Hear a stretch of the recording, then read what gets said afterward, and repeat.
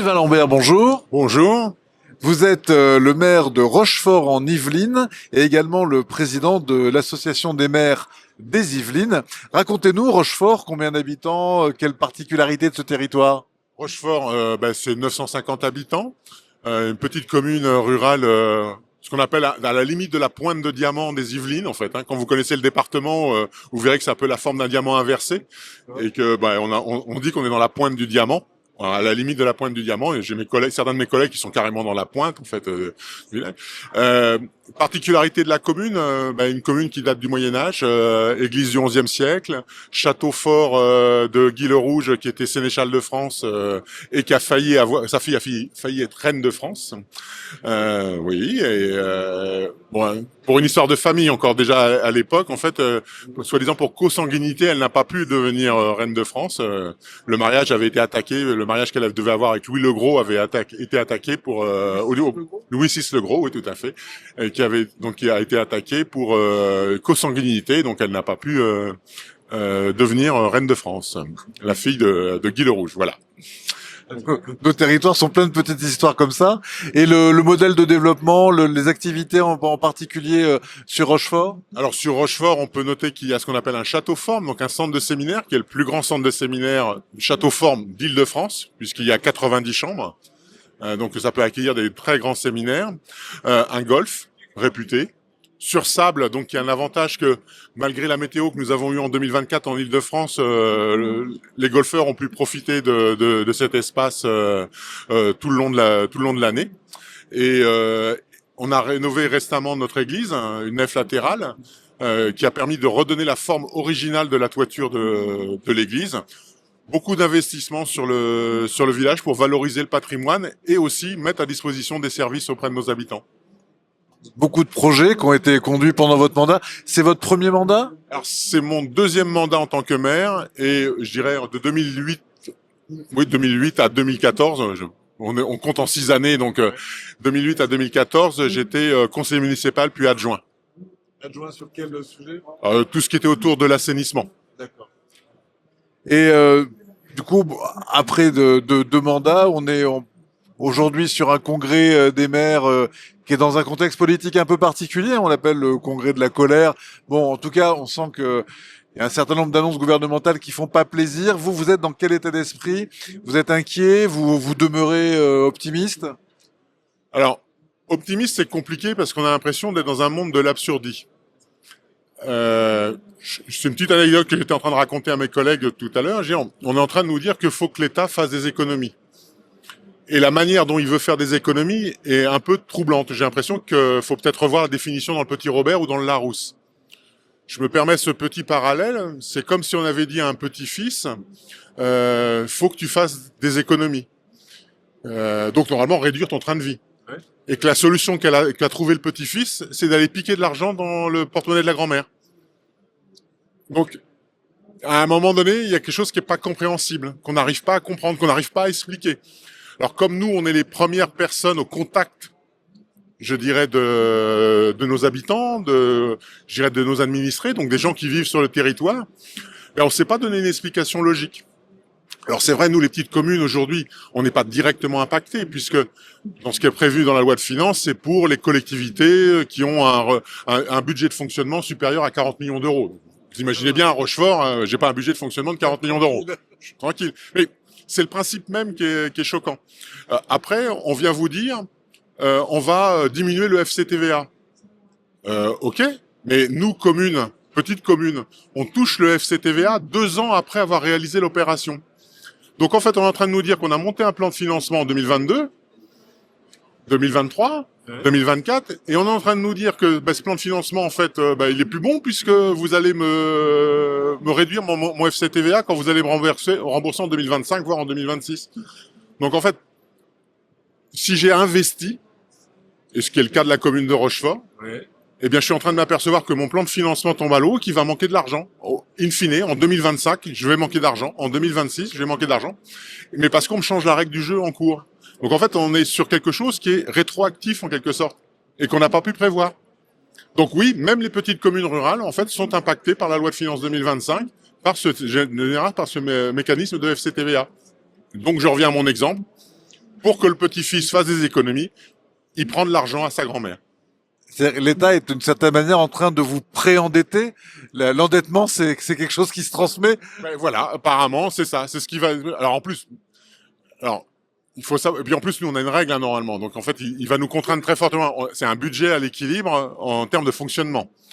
Donc là, il est en train de nous contraindre effectivement à diminuer nos investissements, puisque on sera obligé de maintenir notre fonctionnement. Voilà. Et comme l'État nous a déjà sollicité avec la suppression de la DGF pour beaucoup de communes, eh bien, nous, les économies, on les a déjà faites. On est déjà, je dirais, à ras les pâquerettes. Et maintenant, si on veut faire encore des économies, ben on va arrêter des services. Et comme en plus l'État a plutôt tendance à nous transmettre des services sans en prévoir le financement, eh bien, et je raisonne là pour une petite commune. On voit que l'impact est beaucoup plus fort sur les départements, parce que tous les départements de France, de toute façon, ont un budget de fonctionnement de plus de 40 millions. Voilà. Et si on prend l'exemple, justement, où les départements se sont plaints que comme il y avait moins de transactions immobilières, il y avait donc moins de MTO, la solution, c'est dire, j'augmente la MTO. Mais, déjà, le marché de l'immobilier est en train de chuter.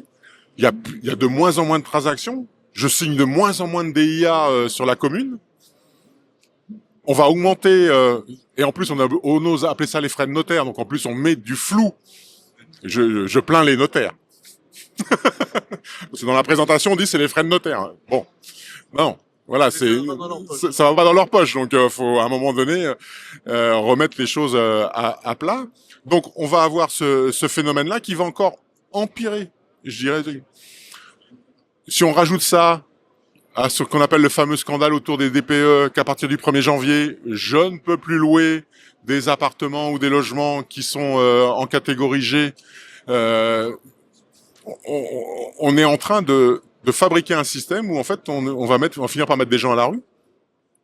Oui, sachant qu'on a un vrai problème de logement, que 80% de l'investissement sur les territoires, c'est les collectivités qui le portent. Donc si on dit, ben, d'un côté, on empêche les gens d'habiter l'existant, mais on empêche les investissements qui permettraient de créer du logement, on assèche effectivement tout ce marché. On assèche complètement le marché. Et si on rajoute à ça la crise économique, on avait cru qu'il y aurait un embelli sur le taux des emprunts, en fait, qui allait continuer à baisser, mais on s'aperçoit qu'avec la crise économique, ça va pas être une réalité.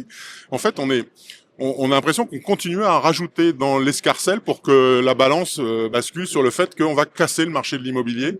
Et par ce biais-là, faire que des gens ne pourront plus se loger. On est vraiment dans une grosse problématique. On change complètement de sujet parce que c'est pas très encourageant, mais on est sûr qu'on trouvera des solutions. L'intelligence, elle est forcément collective. On s'est vu l'an dernier ici même. Vous étiez venu avec une délégation de l'association des maires ruraux des Yvelines pour découvrir les solutions AGEDI. Qu'est-ce qui s'est passé depuis? Est-ce que vous les avez intégrées? Est-ce que vous les avez essayées?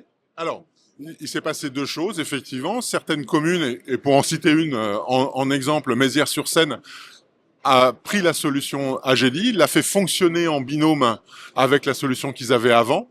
Et au 1er janvier 2025, ils vont basculer complètement sur la solution AGEDI. C'est quelque chose qu'on fait la promotion au sein de notre association. Cette solution qui est, on va dire, une solution que j'aime bien, du type principe associatif. Oui. D'une solution où en fait les gens qui la développent l'utilisent au quotidien, ce qui fait que pour nos secrétaires de mairie, c'est un vrai support. C'est-à-dire que quand la personne qui rencontre un problème, elle est sûre d'avoir quelqu'un au support, qui est un interlocuteur qui connaît le produit et qui a déjà utilisé les fonctionnalités et qui sait répondre. Ce qu'on ne voit pas ou ce qu'on n'a pas vers les autres offres, en tout cas sur les communes rurales, je vais pas les citer, mais on va dire qu'il y a deux acteurs principaux pour les communes rurales, et c'est pas ce genre de service qu'on a auprès de ces structures-là aujourd'hui. On a plus l'impression, comme les agriculteurs, de se faire balader. Voilà. Donc, si je prends maintenant l'exemple de la commune de Rochefort, parce que changer de logiciel, faut pas que ça soit une décision des élus. Ouais. Changer de logiciel, c'est une décision des utilisateurs. Donc, il faut que les utilisateurs de la solution, donc les secrétaires de mairie, soient convaincus du bien fondé ou soient suffisamment dégoûtés de l'autre solution pour s'intéresser à autre chose. Et par la commune de Rochefort, on est arrivé à ce point-là. Donc, pour l'année 2025, on va faire comme Mézières, en quelque sorte. On va prendre en doublon la solution Agedi pour pouvoir faire que 2026, si tout se passe bien, on aura la solution. Et j'ai pas de doute, avec les retours d'expérience qu'on a sur les utilisateurs d'Agedi, je pense que on va toucher une bonne solution. C'est encourageant et effectivement ça permettra aussi, on l'a vu, c'est ce que témoignait un autre élu hier, de mutualiser sur des territoires, ce qui fait que quand on a un secrétaire de mairie qui est absent pour une raison X ou Y, on fait appel à un voisin et qui travaille sur le même outil. Tout à fait, tout à fait. Et je vous l'ai dit, et en plus avec cette intelligence qu'il y a au niveau du support, d'avoir un syndicat en quelque sorte qui utilise aussi la solution, c'est rassurant quelque part. On est à peu près sûr qu'on va parler le même langage quand on va voir un dysfonctionnement ou simplement comprendre comment fonctionne l'outil. Et vous avez raison. Aujourd'hui, le fait que de plus en plus de communes adhèrent à ce type de solution va permettre la portabilité en fait d'une commune à une autre, ou de pouvoir donner un coup de main entre eux, de créer même un club utilisateur qui va faire que on peut faire progresser la solution. Dernière question ruralitique sur le numérique, côté fibre, vous en êtes où? Alors, pour la commune, les Yvelines, on est tout fibré. Tout fibré par 2 opérateurs, d'un côté Orange, et qui sont dans ce qu'on appelle une zone qui s'appelle la zone AMI, ouais, voilà, et TDF, du moins via Yvelines Fibre. C'est bien que vous me posez la question, puisque en fait normalement il y a un projet d'abandon du cuivre. Les Yvelines ont été, avec la commune de Lévis-Saint-Nom, a été la première commune de France à passer à tout fibre.